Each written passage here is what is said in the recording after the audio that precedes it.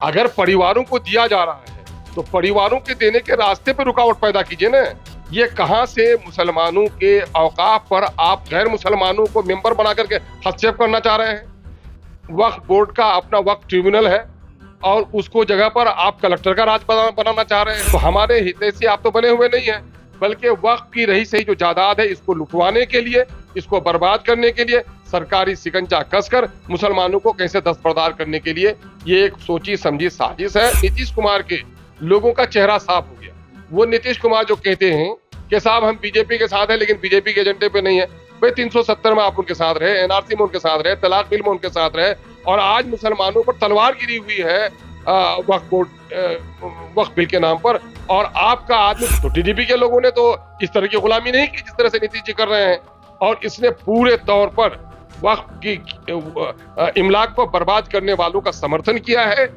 BJP तो है ही, लेकिन जदयू भी इसमें बराबर की शरीक है। जमा खान साहब उनके मिनिस्टर हैं, उनके कुछ एमएलसी हैं, ये उनके मुंह में दही क्यों जमी है ना? ये क्यों चुप लपसिए हुए हैं? इनको तो मुंह खोलना चाहिए अपने आका के सामने में कि जिस कम्युनिटी की हम लीडरशिप करते हैं, जिसके खैरात के सदके में हम लीडरशिप में आए हैं, उनका मसला ये है, आप ऐसा क्यों कर रहे हैं मेरे सरदार? ये पूरे तौर पर वक्फ को पूरे तौर पर मुसलमानों के हाथ से छीनकर इसमें गैर मुसलमानों को घुसाने की बात कहां से आ गई?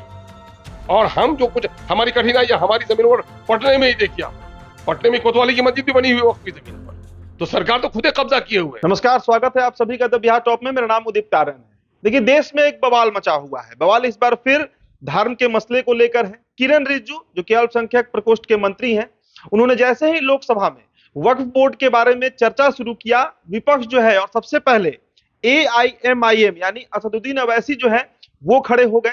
मसला यह है कि 1954 में जिस बोर्ड का गठन किया गया, 55 में लागू किया गया, 95 में उसमें एक बड़ा संशोधन किया गया, फिर 2013 में भी संशोधन किया गया, अब उसमें और बड़ा संशोधन किया जाएगा। जो डेटा लोकसभा में रखा गया उसमें बताया गया कि करीब 8 लाख एकड़ जमीन जिसकी कीमत 1,20,000 करोड़ है वो वक्फ बोर्ड के पास है और अब माफियाओं का उसमें राज हो गया है।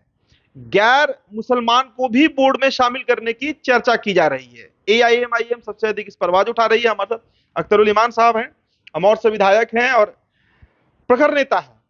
सर, कई बार संशोधन किया गया, 95 में भी किया गया, 2013 में भी किया, इस बार इतना विरोध क्यों? क्या ऐसे आपत्ति आप लोग देख रहे हैं इसमें? देखिए, मोदी सरकार जो अपनी नाकामी की तरफ जा रही है, जिनका सूरज ढल चुका है, जिनका इकबाल गिर चुका है, वो अपने आप को फिर से स्थापित करने के लिए फिर उन्हीं मुद्दों को तलाश कर रही है जो हिंदू और मुसलमानों में मतभेद और दूरी पैदा करे। आप देखेंगे कि बाबरी मस्जिद के झगड़े से ही उनका उत्थान हुआ और जब गोधरा में हिंदू और मुसलमानों का दंगा हुआ तो पूरे देश में उनको फैलने का मौका मिला। उसने ये समझ लिया है कि नफरत की आग पर ही हमारी राजनीतिक रोटी सिकती है और हम तो इन तमाम तर मामलों में विफल रहे। न हम करोड़ों को रोजगार दे सके, न सबका विकास कर सके, बल्कि बात खुलकर लोगों के सामने में आ गई कि सबका विनाश हुआ मुट्ठी भर लोगों का। जो लोग इन पार्टियों से करीब रहे, इनके नेता हों, इनके ठेकेदार हों, इनके बिग हाउसेस के लोग हों, कॉर्पोरेट वर्ल्ड के लोग हों, अडानी हों, अंबानी हों, ऐसे लोगों का विकास हुआ। बाकी नोटबंदी से, बाकी कोरोना बंदी से देश का दिवालिया हो गया है। जीडीपी मुतासिर हुआ, लोगों की नौकरियां गई हैं, नौजवानों पर अब वो जो जादू था मोदी का वो उतर गया है। तो मोदी एक बार से फिर अपने ऊपर तो वही मुस्लिम एजेंडा की तलाश है। तो अब तो मंदिर मस्जिद का झगड़ा इनका खत्म हो गया और जिस मंदिर के सहारे वो अपना 400 पार करना चाह रहे थे, राम भक्तों ने बता दिया कि राम भक्ति अलग है और देश को लूटने वालों के साथ इंसाफ करना अलग है। बल्कि राम के आदर्शों का पालन करते ही है ना, उनको 400 के नशे से उतार दिया कि राम के सौदागर हैं ये लोग। राम के नाम का ये लोग राजनीतिकरण करके राजनीतिक रोटी सेकना चाहते हैं। राम की आस्था और राम के विचारों को, राम के आदर्शों को स्थापित नहीं करना चाहते। राम शांति चाहते थे ये और हमेशा अशांति चाहते हैं। राम सौहार्द चाहते थे और हमेशा ये घृणित माहौल करते हैं। राम हिंसा से दूर रहते थे और ये हिंसक राजनीति करते हैं। इस वजह से इन लोगों को फिर एक बार तलाश होने लगी है। ये राम भक्त कहीं से नहीं है, राम के सौदागर हैं। दूसरी बात ये है कि ये लोग राम के नाम पर राजनीति करते हुए अब ये समझ रहे हैं कि साहब हिंदू मुसलमान की नफरत कैसे पैदा होगी। तो वो मुसलमान जो बेरोजगार है, जो गरीब है, भिखमंगा ज्यादा है, जेल में सबसे ज्यादा है, अनपढ़ सबसे ज्यादा है, जिनकी प्रति व्यक्ति आय कम है, पलायन जिनका सबसे ज्यादा है, इन्फेंट मोर्टिलिटी रेट्स जिनके यहाँ ज्यादा है, सरकारी नौकरी में जिनकी कम हिस्सेदारी है, पर कैपिटा इनकम जिनका कम है, उन मुसलमानों के उत्थान के लिए, उनके शैक्षणिक, उनके सामाजिक, उनके राजनीतिक हिस्सेदारी और उत्थान की कोई बात नहीं करते हैं। मुसलमानों के हितैषी है गए हैं। मुसलमानों का धार्मिक मामला है तलाक, तलाक को लेकर आ जाते हैं। मुसलमानों का मामला शरीयत का, उसमें ही हस्तक्षेप करते हैं। और वक्त की जो मीरास है, ये मुसलमानों के बाप दादाओं की दी हुई, या उस वक्त न्यास को भी दिया राजाओं ने, तो ऐसे उस वक्त के बादशाहों ने, तो अब किसी को नहीं। अब न्यास परिषद में कोई मुसलमान मेंबर नहीं हो सकता, होना भी नहीं चाहिए। जो क्रिश्चियन का जो उनके एनजीओज हैं या उनके दूसरी कमेटियां हैं, उनमें उनको नहीं जाना चाहिए।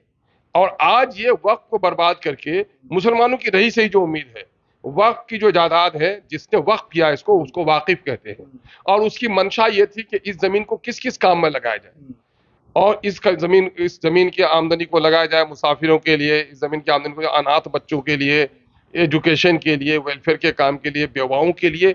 उसने अपने खानदान के लोगों को भी उसमें हिस्सा नहीं दिया। बहुत रेयर केसेस होंगे जिसको वक्फ अल औलाद कहते हैं, उसका सम पार्ट मिलता होगा, वरना तो वक्फ फी सबीलिल्लाह है वो। यहाँ पर बीजेपी कह रही है कि माफियाओं का राज हो गया है, इसमें परिवारों को भी दिया जा रहा है, ये बात बीजेपी कह रही है।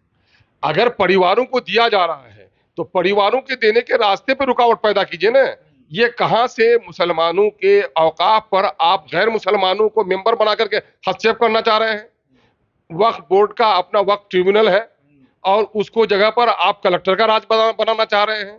और फिर जिसके लिए आप हितैषी हैं, उसके लोगों से मशवरा कीजिएगा ना। क्या मुस्लिम कम्युनिटी के किसी ने आपको कहा, मुस्लिम कम्युनिटी के लोगों ने आपसे कहा कि मेरे वक्फ पर नाजायज कब्जा और हटाइए? आप तो हटा नहीं रहे हैं, बल्कि नाजायज जो लोग कब्जा कर रहे हैं उनका आप प्रोत्साहन कर रहे हैं। तो हमारे हितैषी आप तो बने हुए नहीं है, बल्कि वक्फ की रही सही जो जायदाद है, इसको लुटवाने के लिए, इसको बर्बाद करने के लिए सरकारी शिकंजा कसकर मुसलमानों को कैसे दस्तबरदार करने के लिए ये एक सोची समझी साजिश है। हम बधाई देते हैं उन तमाम तर लोगों को जिन लोगों ने इसको पार्लियामेंट ज्वाइंट पार्लियामेंट्री कमेटी में भेजने का काम किया, जीपीसी में भेजने का काम किया है। लेकिन उसके बावजूद आप देखेंगे कि बिहार में नीतीश कुमार के लोगों का चेहरा साफ हो गया। वो नीतीश कुमार जो कहते हैं कि साहब हम बीजेपी के साथ हैं, लेकिन बीजेपी के एजेंडे पे नहीं है। भाई 370 में आप उनके साथ रहे, एनआरसी में उनके साथ रहे, तलाक बिल में उनके साथ रहे, और आज मुसलमानों पर तलवार गिरी हुई है वक्फ बोर्ड वक्फ बिल के नाम पर। और आपका आदमी ढटाई के साथ, बड़ी बेशर्मी के साथ, ललन सिंह पूरे तौर पर बीजेपी के नेताओं से ज्यादा परखड़ होकर बीजेपी का वफादार बनने के लिए, न जाने ये जदयू का कौन सा खौफ है कि बीजेपी का बहुत ज्यादा वफादार। तो टीडीपी के लोगों ने तो इस तरह की गुलामी नहीं की जिस तरह से नीतीश जी कर रहे हैं। और इसने पूरे तौर पर वक्फ की इमलाक को बर्बाद करने वालों का समर्थन किया है। बीजेपी तो है ही, लेकिन जदयू भी इसमें बराबर की शरीक है।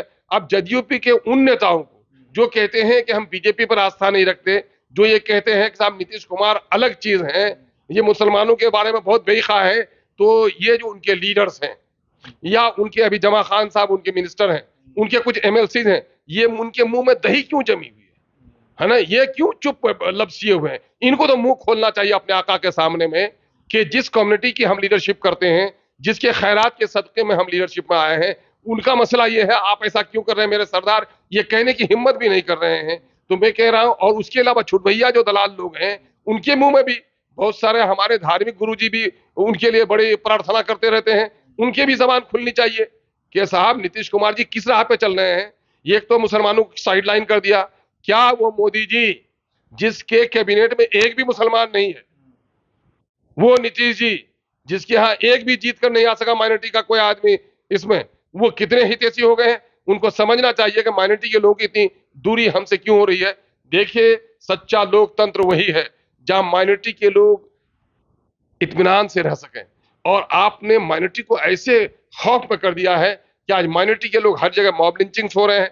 गाय के नाम पर, टोपी के नाम पर, दाढ़ी के नाम पर मॉब लिंचिंग्स हो रहे हैं, बेटियों की इज्जत टूट रही है, सब कुछ हो रहा है, मस्जिदें तोड़ी जा रही हैं, मदरसे तोड़े जा रहे हैं। हर तरफ से मुसलमानों पर ऐसा लगता है कि मुसलमान खौफ के साथ बिल में घुसा बिल्ली से चूहा जिस तरह से खौफ में रहती है, ठीक मुसलमान इस तरह खौफ में हो गया है। और कितने खौफ के समंदर में मोदी जी ले जाना चाह रहे हैं। क्या इन लोगों को ये नहीं समझते? अगर ये राम भक्त भी है, क्या लोक परलोक पर इनका विश्वास नहीं है? राज सत्ता में कितने लोग कितने दिन रहे, बादशाह हो, राजा रहे हो, सिकंदर को भी जाना पड़ा है, सबको एक दिन दुनिया छोड़ के जाना पड़ेगा। क्या लेके जाएंगे लोग? ये अन्याय क्या इतनी बड़ी गठरी उठा पाएंगे लोग? एक तर्क दिया गया है सर, सेक्शन 40 पे बात हो रही है। हाँ। कहा जा रहा है कि ट्रिब्यूनल, जिसका आपने जिक्र भी किया, कि वहां पर ये मामला जाता है और उनके ही लोग इसको सुलझाते हैं, लेकिन ये बड़ा जटिल हो जाता है, इसलिए अब इसको न्यायिक प्रणाली में लाना पड़ेगा। ये तर्क दिया गया है बीजेपी की तरफ। अरे भाई, वो न्यायिक प्रणाली का ही एक पार्ट है। ट्रिब्यूनल जो है वो न्यायिक प्रणाली का ही एक पार्ट है। जुडिशरी के लोग उसमें रहते हैं ना, तो न्यायिक प्रणाली क्या होता है? उसमें अगर कोई जटिलता, उसमें कोई कठिनाई उसको नजर आ रही है, उसका सोल्यूशन करना चाहिए। ये पूरे तौर पर वक्फ को पूरे तौर पर मुसलमानों के हाथ से छीनकर इसमें गैर मुसलमानों को घुसाने की बात कहां से आ गई? और हम जो कुछ हमारी कठिनाई हमारी जमीन पर पटने में ही देखिए आप, पटने में कोतवाली की मस्जिद भी बनी हुई वक्फ की जमीन पर, तो सरकार तो खुद ही कब्जा किए हुए है। तो मामला यह है कि जो इंक्रोचमेंट है, आप जब गवर्नमेंट जमीन पर कोई आ जाएगा तो आप उसे कहेंगे इंक्रोचमेंट है, किसी के प्राइवेट लैंड पर कोई आ जाएगा तो आप कहेंगे अवैध कब्जा है। भाई ये गलत बात है। एक मुल्क में एक कानून होना चाहिए, चाहे वो नागरिक की जमीन हो, चाहे किसी संस्था की जमीन हो या सरकार की जमीन हो, इलीगल कोई भी ऑक्युपाई किए हुए है तो उनको इंक्रोचर समझ करके उनके साथ सुलूक करना चाहिए, क्योंकि न्याय जहां स्थापित नहीं होगा। आज जितने भी झगड़े हो रहे हैं, आप चलिए सर्किल ऑफिस में, चलिए नीचे से गांव में चलिए, अमीन का झगड़ा, राजस्व कर्मचारी का झगड़ा, सीओ का झगड़ा, एडीएम के यहाँ आइए, है ना, लैंड ट्रिब्यूनल में आइए, पूरे तौर पर आज जो मर्डर हो रहे हैं, आज जो उसमें आप देखेंगे कि 99% जो झगड़े हैं वो संपत्ति के झगड़े हैं और जमीन के झगड़े हैं, जमीन के झगड़े हैं। तो जमीन के झगड़ों को तय करने के लिए और ऑटोनॉमी देनी चाहिए वक्फ बोर्ड को, ताकि वक्फ बोर्ड अपने जमीन की हिफाजत कर सके। वक्फ बोर्ड का मामला आपने ऐसा करके रखा, इसमें कुछ मुसलमान भी बेईमान लोग हैं, मुसलमान बेईमान लोग भी हैं जो बेच रहे हैं, जहन्नम के आग से अपने पेट को भर रहे हैं, है ना। तो इसमें मुसलमानों का भी कसूर है, इससे हम इनकार नहीं कर सकते। लेकिन इसका मतलब ये नहीं है कि कोई रास्ता भटक गया है तो उस पर बुलडोजर चला दिया जाए, ऐसा नहीं हो सकता। क्या लग रहा है सर, ये चूंकि कल जब वहां पर हाथ उठवाया गया लोकसभा में, तो उस समय विपक्ष के कई नेताओं ने हाथ उठाया, लेकिन राहुल गांधी और अखिलेश यादव बचते हुए भी दिखे, बोल रहे हैं इस पर, लेकिन क्या आपको लग रहा है कांग्रेस का साथ मिलेगा इसमें? आप देखिए, साफ छूते भी नहीं। कांग्रेस का तो डुअल कैरेक्टर हमेशा रहा है। अब ज्वाइंट पार्लियामेंट्री कमेटी की बैठक हो जाने दीजिए, उसके बाद हम लोग बताएंगे। उनके नेता कुछ लोग तो फेवर में बोलते हैं, अब जब तक लीडर नहीं बोलता है तो छुट भैये या सेकंड लाइन के नेताओं के बात का उतना विश्वास नहीं, इनके लीडरों को भी सामने में आना चाहिए।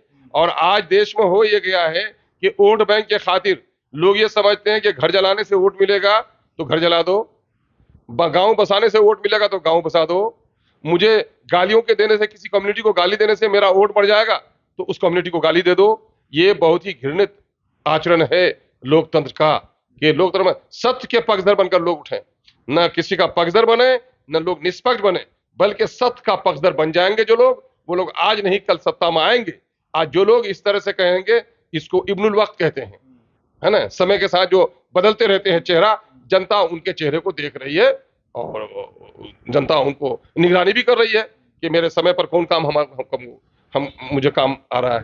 बिल्कुल। देखिए, अख्तरुल ईमान थे हमारे साथ, विधायक हैं और एआईएमएम के प्रदेश अध्यक्ष भी हैं, और इस पर जो पार्टी है उसका एकदम बिल्कुल रुख स्पष्ट है कि ये गैर कानून है, मतलब कानून के विरोध में है, और खासकर एक धर्म समुदाय के विरोध में है। वो धर्म समुदाय जिसके पूर्वजों ने जमीन को सहेज कर रखा, आज भी उसका इस्तेमाल कई तरह के अच्छे कामों के लिए किया जा रहा है। लेकिन बीजेपी एक नया संशोधन बिल लेकर आई, अब देखिए इस पर क्या होता है। देश में बवाल मचा हुआ है। फिलहाल इस चर्चा में इतना ही, बहुत बहुत शुक्रिया।